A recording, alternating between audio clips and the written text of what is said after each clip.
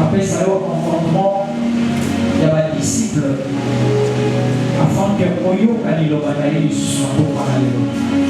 Puis Tiki, mon ami Samomala, il y a beaucoup de gens qui ont beaucoup de tout le monde est dans beaucoup de gens. Et puis c'est une sorte de l'obélayo. Une sorte de l'obélayo.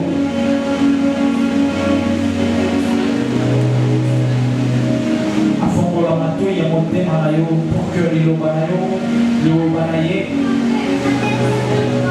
et soit ici la 400 monté Manayo. Puis on recommande dans sa ligne à Mabokanaye. Et c'est un instrument pour utiliser pour la la libote à un instrument pour la libote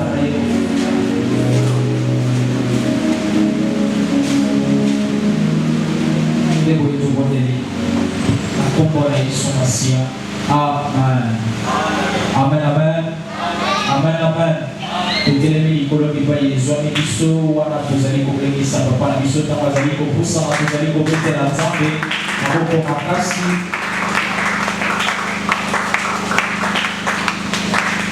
Amen. Tolabela biso na mokanda oyo totaka kilobi pour aller vite. Je vais seulement le verset 27. Genèse 32, verset 27. Quand on va avancer, il y a là, c'est sur la maison. Tout à l'heure, quand on passe on a été 24 ou 30. Jacob demeura seul. Alors, un homme lutta avec lui jusqu'au lever de l'aurore. Voyant qu'il ne pouvait le vaincre, cet homme le frappa à la voiture de la hanche, et la voiture de la hanche de Jacob s'était mise pendant qu'il était avec lui. Il dit, laisse-moi aller, car l'aurore s'élève. Et Jacob répondit, je ne te laisserai point aller, que tu ne m'aies béni.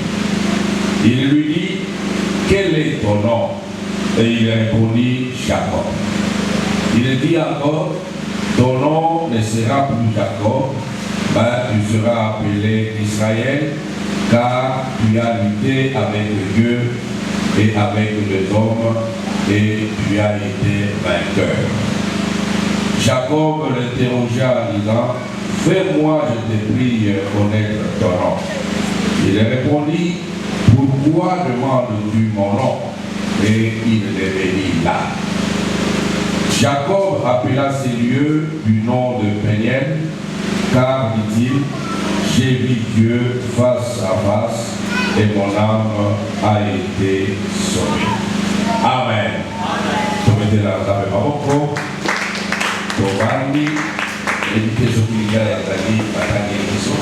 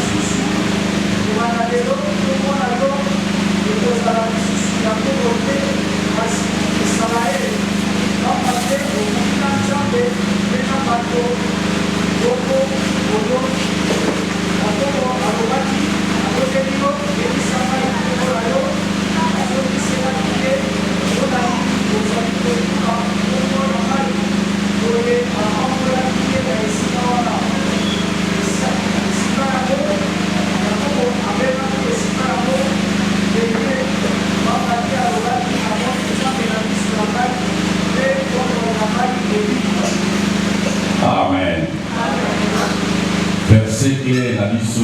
dit, verset 27, Oyo Baduni Jacob, quel est ton nom? Soyez abonnés si Zanga Zalipe Kotunayo, quel est ton nom?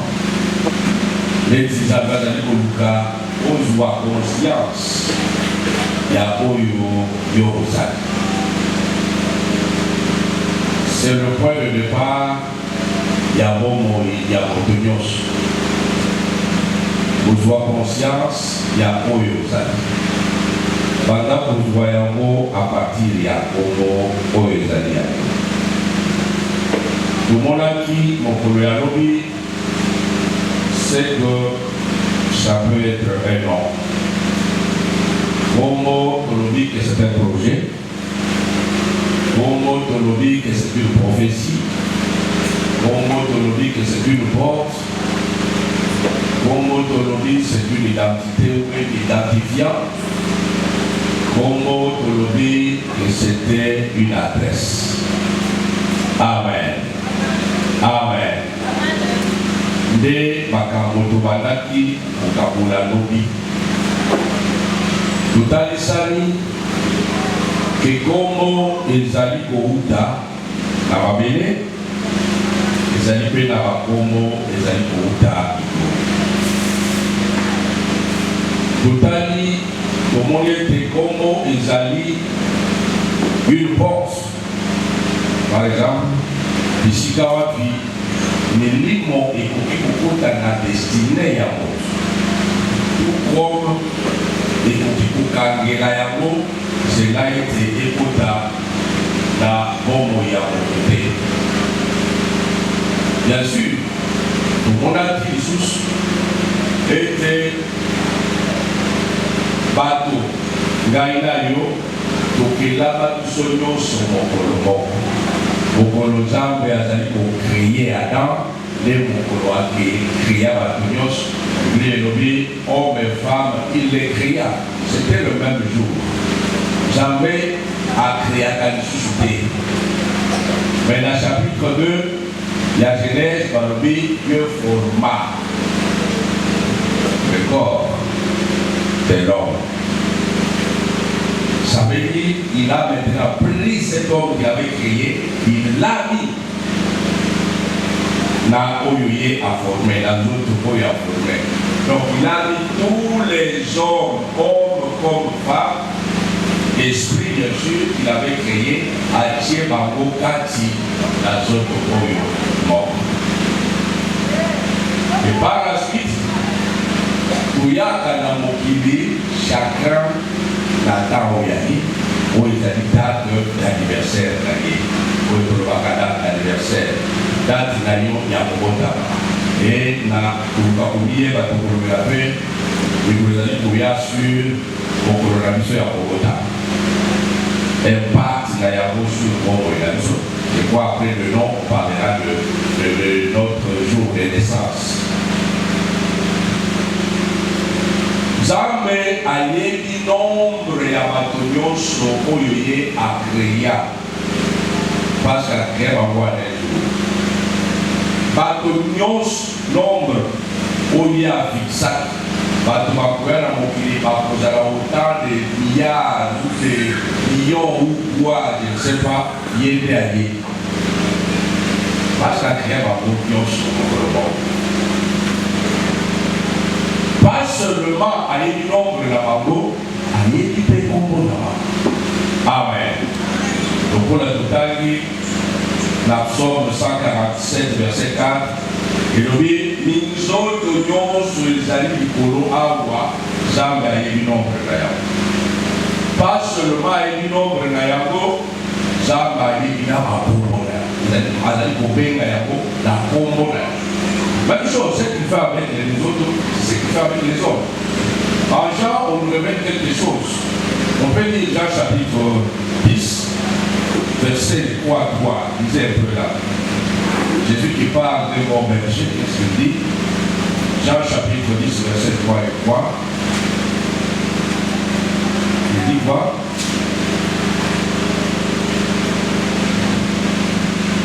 Jean chapitre 10, verset. Je crois que c'est toi. Les brebis entendent sa voix, il fait quoi? Il appelle par leur nom les brebis qui lui appartiennent et les fourmis dehors. Amen. Il appelle par leur nom. Ça veut dire le bon berger, le portier là c'est Christ. Afungola, il s'appelle celui le bon berger. Afungola kapote, même en pâté de Kokota, abenga kamago pâté na Kongo na ye. Zambe aye Kongo na bisonyos. Amen. Amen. Ah, ce verset-là aussi vous allez comprendre. Mais quel est ce nom-là qui Dieu t'a donné? C'est un nom qui reste secret, qui reste un mystère. Parce que Yéné Azali n'a destiné la biso dans ma comme le dit David, dans Psaume 31, verset 15 à 16. Destiné où il y a biso dans ma et dans ici, ce que lui a défini nous concernant. Et où il les a définis concernant ce qui existe, détermine son nom. Amen. Le bateau nous passe à Kitikoyo, à Sala Iloko et Koba Tavane. Et comme on a yango, appelle si yango Kiti. Mon sala Kiti bébé, on va aller là. Bien que des fois, on a voulu, mais l'idée première, il y a beaucoup de ça, on a et donc, on avait dit, on dit tout ce qui existe a un nom. Les Arabes, les Arabes, les Arabanyama, les Arabes, les Arabisika, même la vidéo, on appelle Avenue Yassa, la Bichamo. Amen. Et donc, nous sommes existés. Nous parlons de les mots et les années à propos. Nous sommes les années à propos. Et comment les années pour déterminer Tina, il y a cet être qui existe. Nakati, Namoki, ou Nakati, il y a l'univers, ou Nakati, il y a existence. Comment est-ce que pas comment et outils d'abord dans ma candidature dans moi il y a le top et la moto la so pour moto aya pour dominer oyo nyoso toke tant nous avons acquis nous publier lobby azui ikela nyoso il y a kopesa yango. Donc la domination oyo moto esengeli azala par rapport à Mikela Mosusu et ça déterminé par le fait que moto nde apesi ya Kongo. Amen.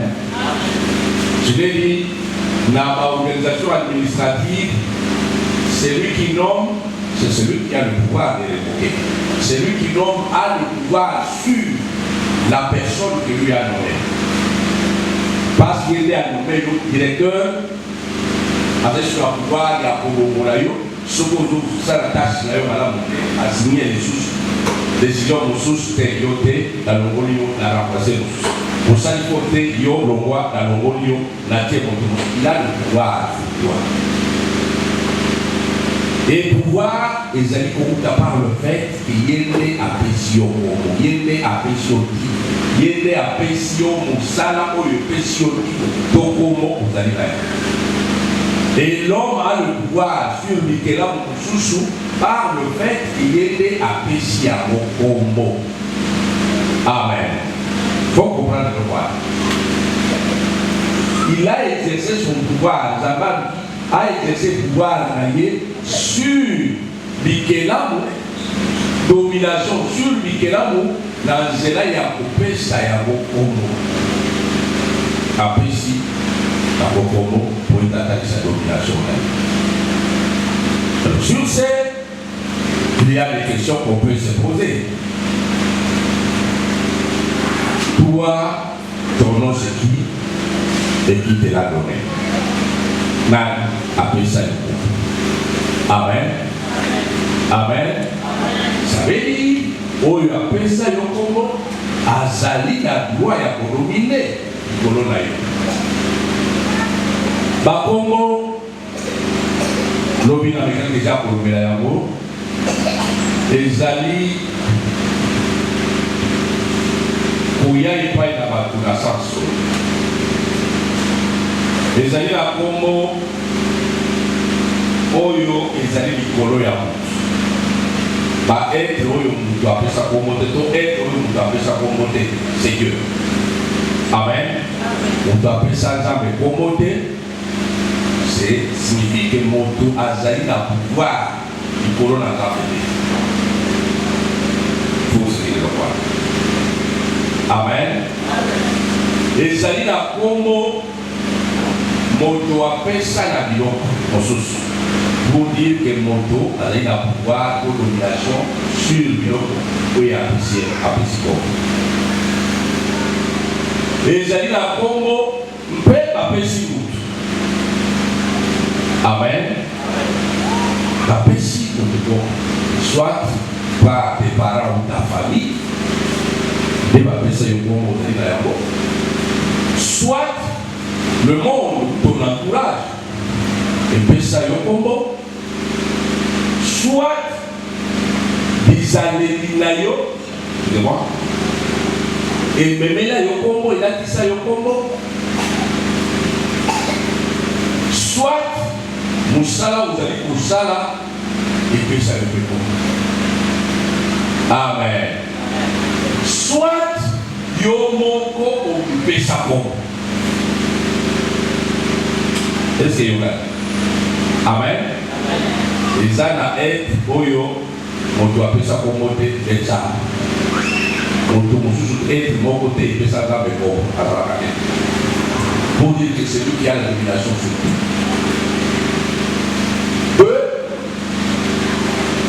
Ezali, oui, ça j'avais sauté. Ezali na bango oyo Nzambe apesa kombo. Amen. Trois, ezali na bango oyo bapesa kombo. Soit baboti na yo, soit famille na yo. Quatre, ezali na biloko oyo moto apesa kombo. Pour le reste, la créature, moto apesa kombo.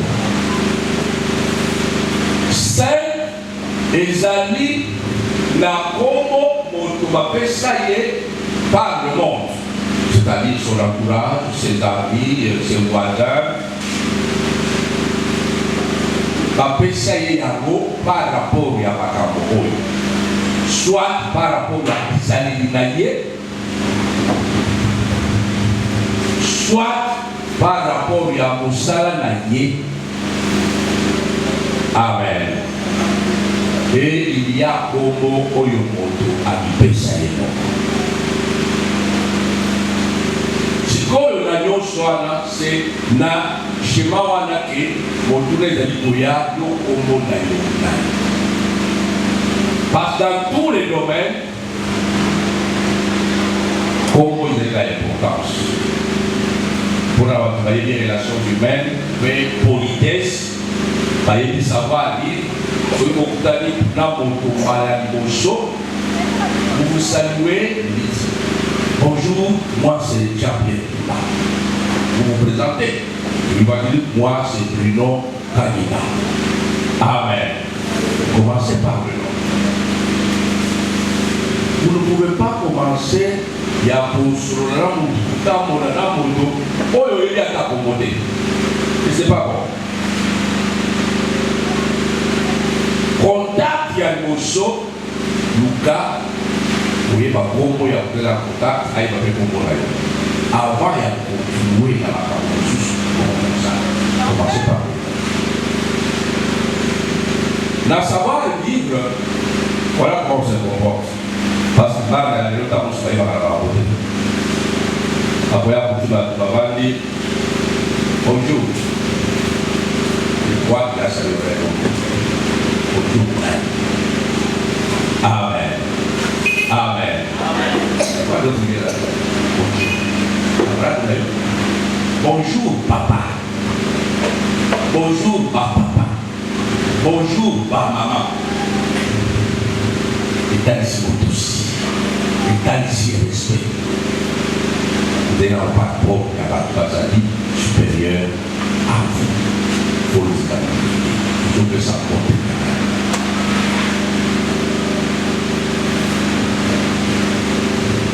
Parce que papa, maman, c'est aussi un titre, c'est des noms aussi.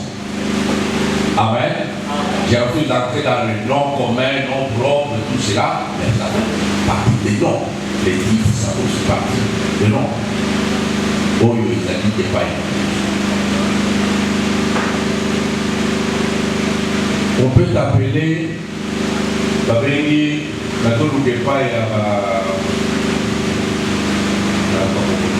Germain. Ah, Germain, mon bawana, va identifier par rapport à une colonie. Germain, mon loup, il n'y a pas de parce que tu vas avoir Germain ou souci à Moussoï, et puis tu vas avoir Germain ou souci à Mouyami. Mais il a dit au monde, Germain, mon loup, il y a Mouyami. Amen. Ça fait ton identifiant, c'est aussi un autre par rapport à peut-être la tribune, la finalité d'ailleurs, je peux te donner un nom. La zone où Herman, il y a beaucoup là. Amen. La identifié, la quartier d'ailleurs, par rapport à la Rose, il y a Tchelwana, par rapport à la identifié pays. Tout ça, ça fait partie, non? Mais comme on dit, et où toi, on y a pas par rapport à l'olègue qui les a dit au monde à Yo. Les a dit pour définir Yo. Dans l'olègue, les a dit au monde à Rachel, vous allez à Moïdi, vous allez à Koulouna, vous allez à, je ne sais pas, Modia Koussouali Salatu, vous allez à Moutoula, Ditoumba Moutoula. Donc il y a mon Yo, il paye des questions pour Oyo. L'olègue, pour qu'il les a dit au monde à Yo, puis les a dit au monde. Amen. Amen. Comment on a dit au là? Quel est ton nom? Bayemedio, en ce qui concerne mon kiri, la homonie. Mon kiri est précieux, homonie. Et si vous êtes fier de la homonie, par rapport à la condition, on peut aussi donner, non? Parce qu'on a élevé, ou bien la veuve a élevé la maison, chômage, donc c'est élevé chômeur. Amen. Eliane Kisita, à Boutakate. C'est dit. Matin, intelligent, c'est garçon intelligent. Condition intelligente.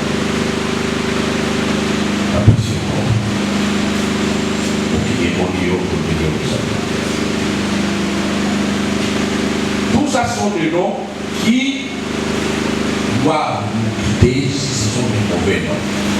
Amen. Il y a combat pour contrôler les personnes. Dans la Bible, vous savez, il y a des noms que Dieu a donnés aux gens. Il y a des noms que le monde a donnés. Shadrach, Meshach, Shadrach, Abednego. Ce sont des noms qui ont été donnés à ces messieurs à Babylone. Amen. Mais quand ils sont venus, ils avaient leur nom. C'est-à-dire Nabakomo, Nabako. Oui, on va Nabakomo, on va t'appeler aujourd'hui Meshach. Abednego. Je suis Abednego. Sous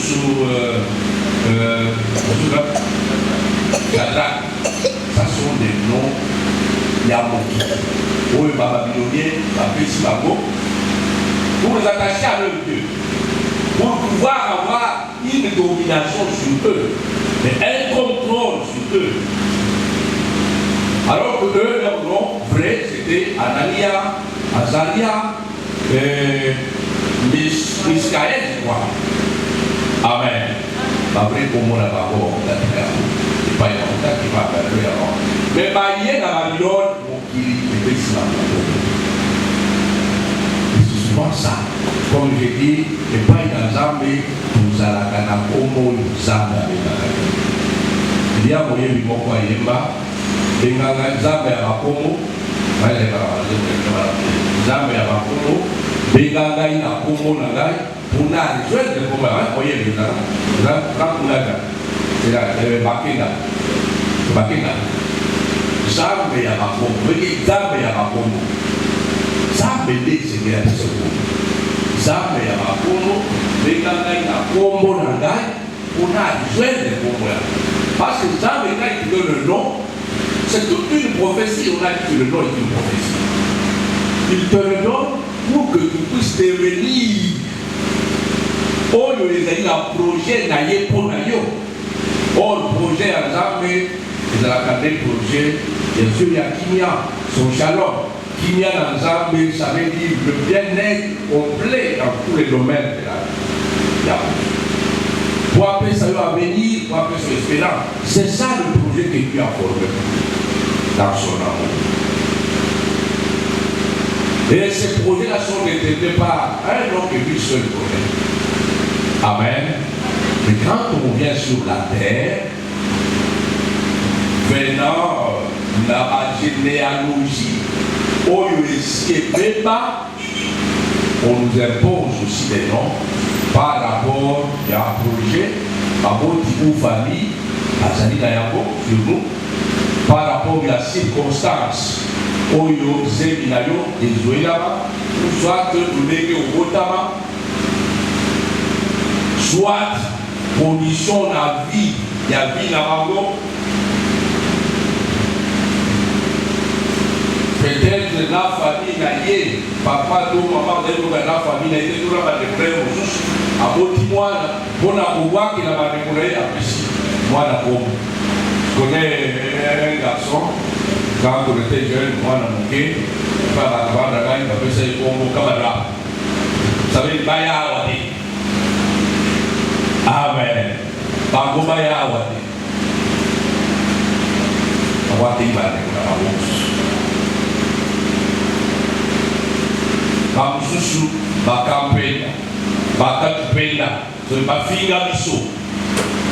Mwana batabotama innocent ou innocente.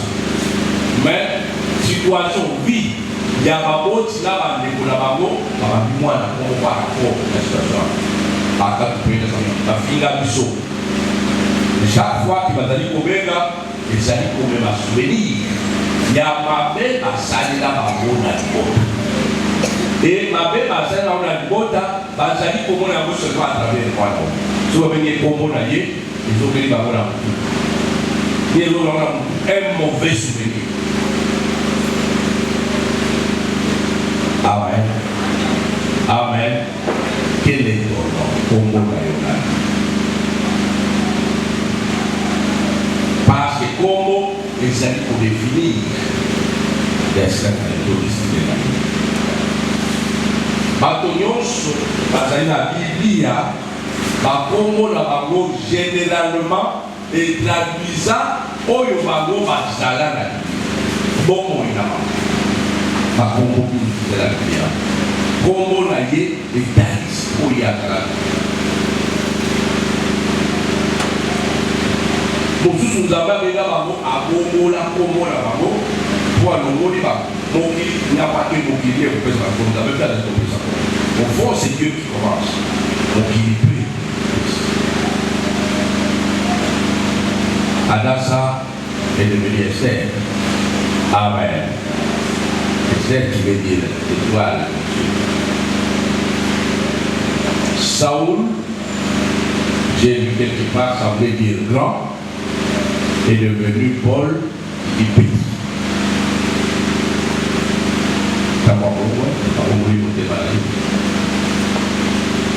Abraham est devenu Abraham, mais toi quel est ton nom? Le monde t'appelle comment? Ta famille t'appelle comment? Et Dieu t'appelle comment? Toi-même, tu t'appelles comment? Quel est ton nom? Et na oyo nzambe akobenga yo, na oyo mokili ekobenga yo, na oyo famille ekobenga yo, na oyo pays yo, quel est le nom qu'il faut donner na bakombo nyonso wana?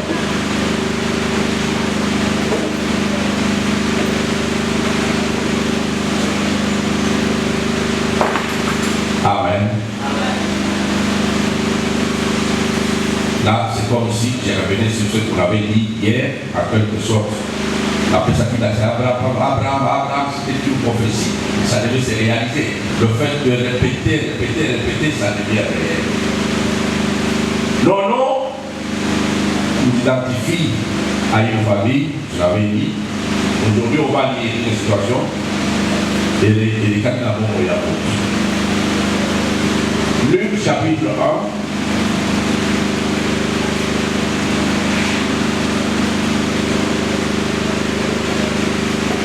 Luc chapitre 1, je vais lire le verset 8 de 3.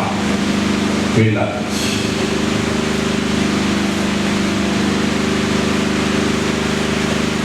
Or, pendant qu'il s'acquittait de ses fonctions devant Dieu, selon la grammaire, toute la multitude du peuple était dehors en prière à l'heure du parfum.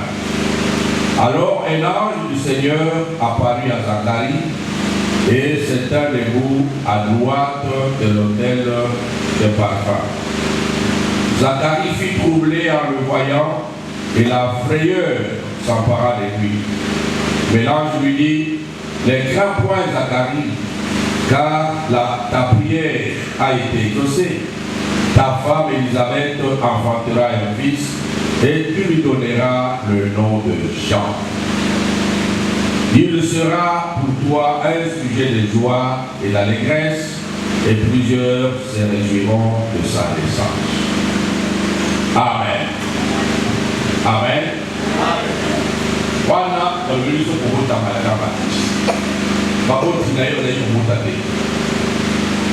la Bible, on parle de femmes qui étaient stériles. Et la plupart de ces femmes stériles, parce que les bâtiments qui attachés dans l'âme, et mal où le bambou bakuta, bazala batumine. Amen. Bazala batumine. Ici, il y a Zacharie et Elisabeth. Où il peut parler de monter. Mais Zacharie, qui était un sacrificateur, était attaché dans Moussala Naïe. Pendant qu'il était à son poste, Moussala Naïe passe la vie Naïe et a exercé le sacerdoce. Moi, j'ai animé lié en plein Moussala. Avant, il m'a initié au Bangladesh, Naïe au démon nouvelle. Moi, si Naïo et Elisabeth, à Bogota, voilà. Voilà, vous avez suivi à essayer de pour la révéler. Pour que ça y est au moyen champ. Amen. Si on continue, vous verrez que Zacharie a écouté dans le livre au Konobaté qui nous moine à Bogota. Zacharie a dit à Baba qui nous mon Kono Jean-Baptiste à Bogota. Qui nous mon Kono a arrivé là qui nous à quelque chose. Et pas y a. Allez, là, on est réunis. Donc, il y a un chapitre où il a dit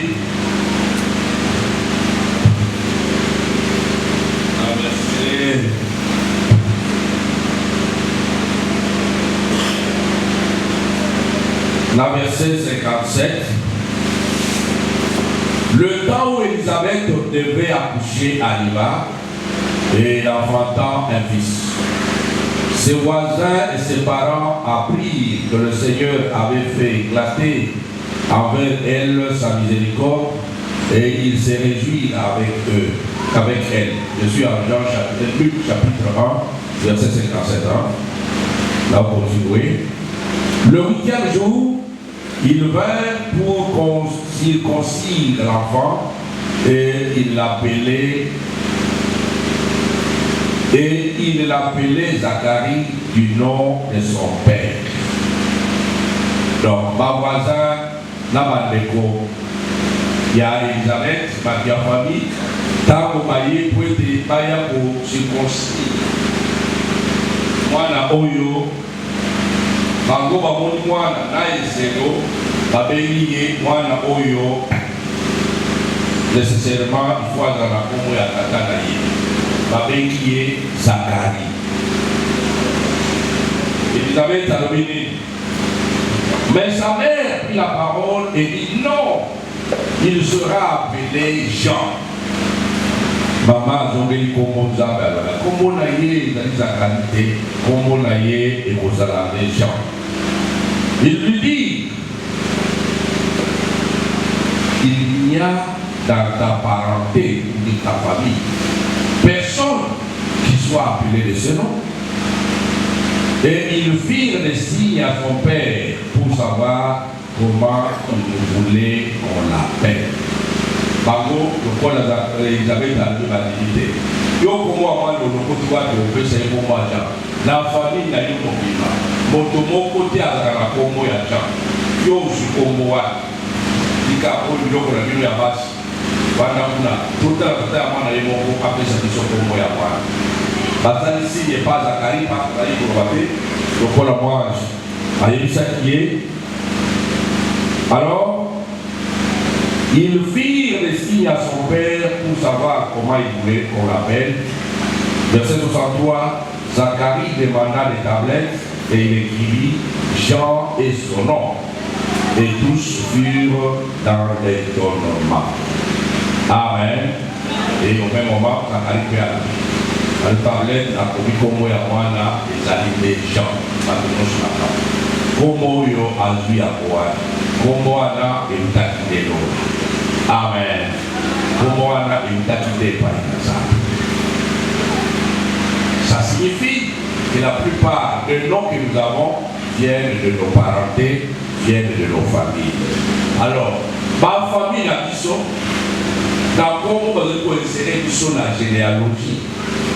Obanda origine na biso moto ya moya clan na biso polangaliti tokomi bisika toko. Mais la question est celle-ci. Est-ce que généalogie que vous allez kokota et c'est la généalogie à malade? Amen. Amen. Est-ce que la généalogie à malade? Bato oyo Bazali Koko Sabiso, ça s'appelle l'arbre généalogique. L'arbre généalogique. Ma position dans un arbre. Mais c'est quel genre d'arbre? L'arbre de vie ou l'arbre de mort? Ça va être un mauvais arbre. Parce que les arbres sont détachés dans les arbres. La racine dans Yako, il y a des cicatrices et des alakakachi dans les arbres. Spiritualité, il y a des cicatrices et ils ont une mauvaise spiritualité. Quand il y a une généalogie, il y a des bangangabazaki na kati. Il y a des bangangabazaki na kati. Il y a des malédiction bazali na kati. Batu ya lolenge na lolenge bazali na kati. Et j'avais dit le nom, c'était l'identifiant, le nom nous attache à une famille, à notre famille.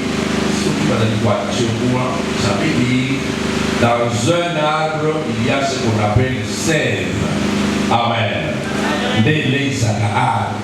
Ça veut dire, s'il y a une sève, les amis, pour couler quand il y a arbre, toi aussi étant attaché. Le cola moko na ma branche à arbre, où il faut nourrir les salines sève à la vie. Et ça dit, donc, au lieu de la bénédiction, la bonne moyenne. Amen. Amen. Voilà pourquoi nous sommes appelés à prier aussi pour pouvoir pour purifier, pour Singapour, à purifier. Oh, ils ont tout, la bonne moyenne. Étant donné que nous ne venons pas de l'arbre généalogique où ils allaient nourrir par une bonne sève. Troisièmement, le nom est une adresse, j'avais dit. Peut-être que vous n'avez pas développé, je le fais encore un peu de mots. Tout le monde va comme on se doit, ils allaient comme bapesa biso même ya bato mosusu. Ça peut être kasi na famille, ça peut être libanda ya famille aussi. Napesaki lakisa ya moto oyo basalela ye molamu mpo ya moto moko akokobeside napesi mwana na ngai nkombo ya moto oyo asalela ngai molamu apesa ngai lopango asombela ngai motuka ye moto abandisa ngai so nyonso na balala koyutana epai na ye ye moto alukela ngai mosala ye moto atangisa ngai klase ye moto akomisa ngai ndenge nazali oyo nakokopesa ye ezali nde kopesa mwana na ngai nkombo na ye. Et quand vous le faites, parce que derrière chaque parole, il y a des esprits, derrière chaque nom aussi, il y a une parole, il y a des esprits. Amen. Amen. Amen. Ça veut dire que vous attachez cet enfant aux esprits. Pour les amis, il y a mon Dieu, il y a un principe. Il dit, moto akoki kokufa me molimo ekufaka te. Est-ce que bien molimo ekufaka te? Amen. Molimo ekufaka te, moto akufa me molimo ekufaka te. Faut le savoir. Moto akufaka molimo ekufaka te. Na Biblia ezali na moto babengi Amani oyo azali complot po ete bakoma bayuda nyonso.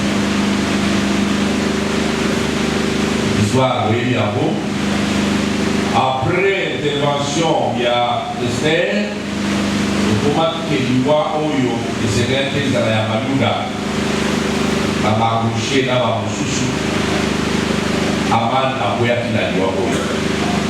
Mais si Maya Liwa et Aman, il a fallu qu'Esther n'azoka et pas y a roi Yélissa.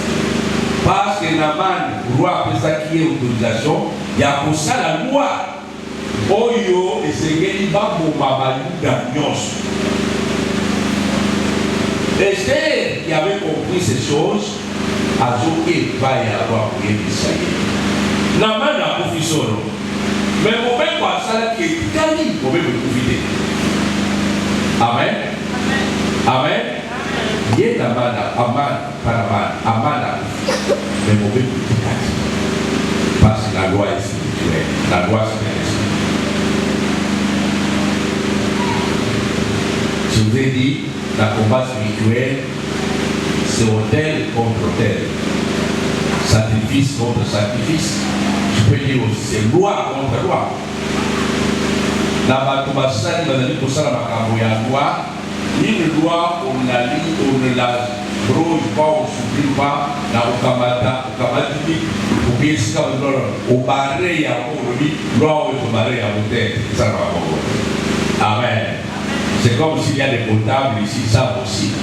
La comptabilité, quand tu as fait une erreur, ce qui a montant, évite, s'il y a des comptables mauvais ici, tu peux avoir des grands problèmes. Dans ta vie, même le royaume de ça, ceux qui aussi au Komaki, vous savez, on commis chiffre, vous savez, le commis chiffre, il y a pas au correcteur, au barré, il y a un problème sérieux. Amen. Il faut justifier. On ne parle pas. En comptabilité, on ne parle pas. Pour annuler, on parle. Les derniers mots qu'on peut fonctionner. Tu vas passer, si tu avais passé ton écriture au débit, tu dois extourner, ça extourner. Tu extournes cette écriture en passant ce montant-là au crédit, et puis tu le fais maintenant une vraie opération. Amen. Tu extournes libellé na yo pour bien que erreur, il y a une erreur, extourne dans mon cas attends pas erreur, ce qu'on doit passer qui est normal. On ne prend pas le correcteur au bas, tu as des problèmes. Si tu as ma chef très sévère, ma auditeur, ma dit ma tâche, on peut me partir.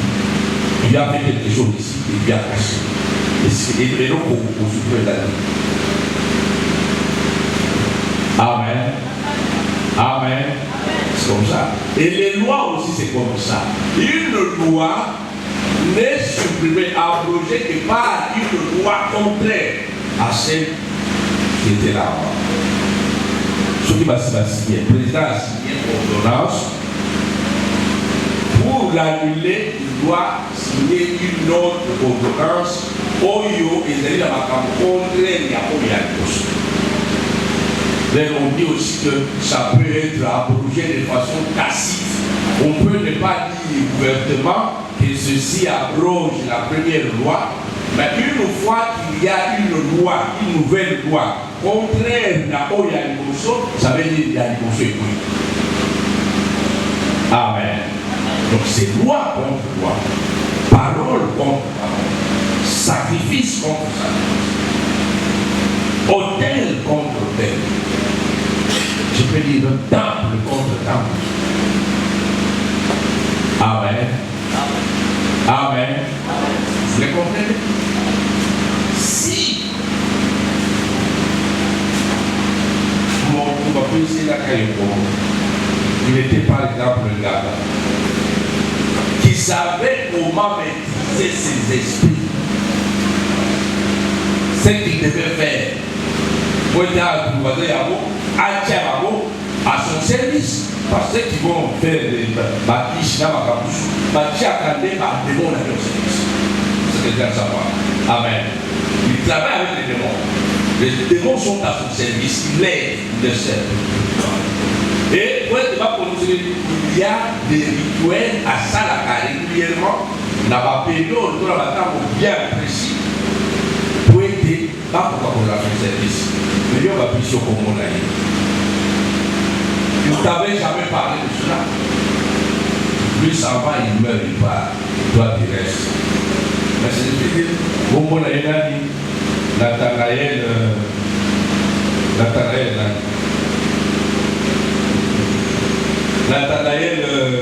Gondé. Ah, Nathanaël Gondé, oui. Ils viennent chez toi, ils vont te troubler. Parce qu'il y a dit quoi, vous basez ma beauté, ce que lui faisait pour la vouloir donner à beauté, et tu auras des problèmes dans ta vie. Voilà un combat que tu as, que tu ne sais pas combattre ça. Passe ton nom et une adresse où il va pour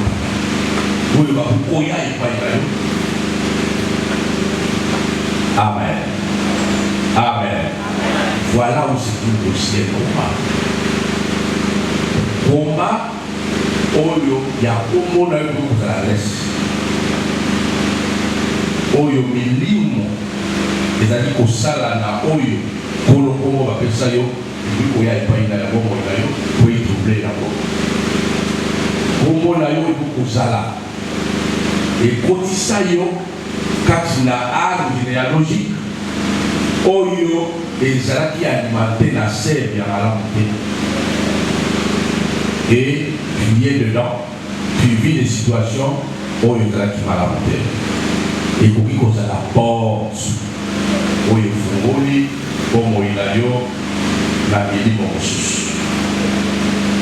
Donc, et pour la porte, où il a dit au carnaval, où il était dit mon prier pas, pour s'arrêter comme il a été. Et pourquoi pour s'arrêter? Ça peut être à partir de toi, même de la famille aussi, rien ne les touche. Parce que dans le niveau bio-botanique, il y a comment aujourd'hui, et quand il porte contre la haute, on s'en a dit la semaine. Amen. Comment on a eu les prophéties? Une prophétie positive ou négative? D'abord, comme je crois, il va consacrer la loi de l'homme. Il y a des familles où il va continuer à aller au Koufa, parce qu'il y a quelque part. Allez, comme on t'a dit, on va pêcher, on va pêcher comme on Moujane. Moujane, c'était un événement, c'était un fantôme. On peut dire qu'il est une fois, on va pêcher, passe dans l'outil, dans le site, on va passer le village de la maman, on va pêcher Moujane. C'est fini. Pas possible, je ne sais pas bien si on va. On peut dire une fois.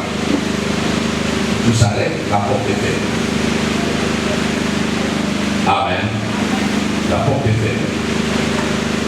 Alors, il y a une prophétie positive comme Abraham. Il y a une prophétie négative comme Naman. Vous connaissez l'histoire de Nabal, j'espère. Nabal, on va dire, il y a Abigail. Abigail, on va dire Nabal. Mais David, Azalikoya, a battu Biloko et Nabal, bien. Il y a un côté, mais mon colombo, David, Azala, pour ça, ça y est, quelques nyama, assez de la bataille, a tout Nabal, à répondre à moi et Solama. Et puis David, Kanda, a l'oubli, la pays pour détruire l'union sur le problème de Seigneur. Il dit à Abigail, allez, membre de paille à David, à Foukamelier, à Montelier, pour ça, la mamete, au bas du Nangaï, à Zali, le Kola, Komo Naye, Komo Naye, Nabal, qui veut dire un fou. Il s'est comporté en fou parce que son nom était Nabal, pour être fou. La femme a réussi à convaincre David, à émettre ma présence, pour David a exprimé quand elle a été contre Nabal. Quand on a appelé Nabal, parce que on va éviter à couper ça, Nabal, comme il y a fait pour les cadets, bien que mon souhait d'aller, il est du ciel des hommes qui ont des charges négatives. Je ne sais pas si vous avez entendu, vous pouvez lire Kaya. Amen. Amen. Vous savez, moi, je vais vous dire comment on est Kaya. À moins que moi, Nazia a voulu aller à Nazia. Avec Kaya, là, Kaya. J'ai déjà mis ma tombe à Satan. Hein? Diable. Mais pas beaucoup de trouver diable. Beaucoup de personnes ont diable. Mais quand vous avez la mission, la moya, il y a des choses qui diable. Il y avait ici, en face ici, il y avait un petit boulot comme ça. On l'appelait comment? Un petit boulot comme ça. On l'appelait barre de fer. Ah, vous voyez, barre de fer. Ah, là, vous voyez, barre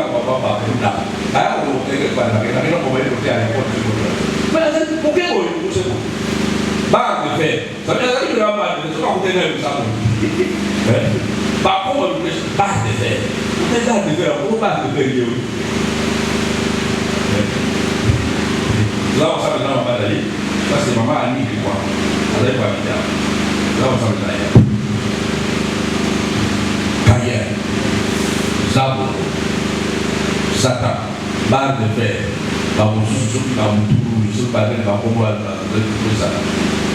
Voilà, tout ça, il a dit, il était quelque chose de négatif pour les voyager, donc, prière, la mission, modérateur, la commission de la prière, tu vas prier aujourd'hui. Parce que beaucoup de gens qui ont un modérateur.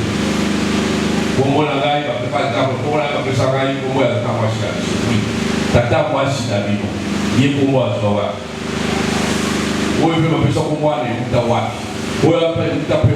Parce qu'à Congo, nous avons aujourd'hui, et dans ma famille, mais les significations à Congo, il y a solo, il y a épandé. Il y a des significations à Congo, dans la Congo. Est-ce que chose ça il faut y aller, ce que ça signifie? Amen. D'abord, les Araïs en Inde, la personne pour moi en Inde, la même chose qu'il faut savoir. Deux, la personne il y a un bon ami. Trois, et signifie à gagner. Ça peut te permettre comme ça. Il n'est pas dit que vous changez Congo. Parce que Moïse, Moïse, ce n'est pas Dieu qui a donné le nom de Moïse. C'est la fille de Pharaon qui a donné le nom de Moïse à Moïse. Il n'a pas changé son nom. Dieu l'a gardé aussi. Il a gardé mon chéri, mon grand frère. Sauver les noms. J'ai parlé de Diabète. Il n'a pas changé son nom. Il a seulement prié à saisir les âmes. Et m'a changé la mort pour il a eu. Amen. Amen. Il y a eu des Congolais. Tout à l'heure, nous avions oublié Benjamin. Benjamin a dit moi, Naya Rachel. Rachel a porté Benjamin si ma bouffe. Dans ma boutier, n'a pas la douleur. Apprécié comme Ben Oli. Pour dire fils de ma douleur. Comment il y a pas Rachel a pris ça à Benjamin. Papa et Benjamin, non, on l'appellera pas Ben Oni, on l'appellera Ben Yamin. Benjamin, que nous avons tout dire fils de ma droite. Amen. À chaque moment, parle jamais Ben Oni. Oh, il dit aux autres qui se souviennent, il y a ma paix. Oh, il y a un parce qu'il y a pas de thé, comme on a dit, Ben Yamin, pour avoir ça, tu peux même, à ton niveau personnel, changer ton nom. Parce que demander, toi-même, t'appelles comment? Qu'est-ce que tu dis sur ta vie? Tu prophétises quoi sur ta vie? Tu es aussi mal de faire? Amen. Amen. Tu peux aussi. Voilà pourquoi parfois, dans mon salaire en exemple, il y a pas. À côté de mon salaire en exemple, à celui comme il y a mon salaire, à celui qu'on salaire en exemple. Ailleurs, on appelle ça son patron, on choisit son patron. Un modèle. Il y a au sein de l'exemple où il y a celui. Là, il y a Timothée par exemple. Donc, là, au sein de l'exemple, on a Timothée. Moi, j'ai pris le nom de Josué. Là, au sein de l'exemple, donc on a Josué. Là, au sein de l'exemple, donc on a Paul. Là, au sein de l'exemple, comme chez les catholiques, c'est clair d'ailleurs. Quand il y a un pape, il a maintenant son nom, il prend le nom, il y a un pape, il y a un modèle, il y a un modèle, modèle, il y a un passé dans l'ensemble, et puis, à lui, il y a un modèle. Parce que ça a une importance dans le monde mondial. Donc, au côté de l'Emapuna pour modèle, là, pour aller, le téléma pour modèle. Téléma pour modèle.